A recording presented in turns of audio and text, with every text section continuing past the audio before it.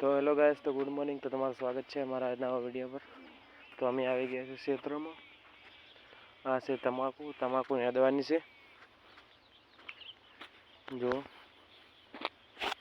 આ છે તમાકુ યાદવાની છે. આ બધી ખેતર આપણા છે, એટલે કે અમે ગાડી લઈને આવ્યા છે. ગાડી ત્યાં પડે છે, ત્યાં પર જો ગાડી. અમે આવી ગયા ક્ષેત્રમાં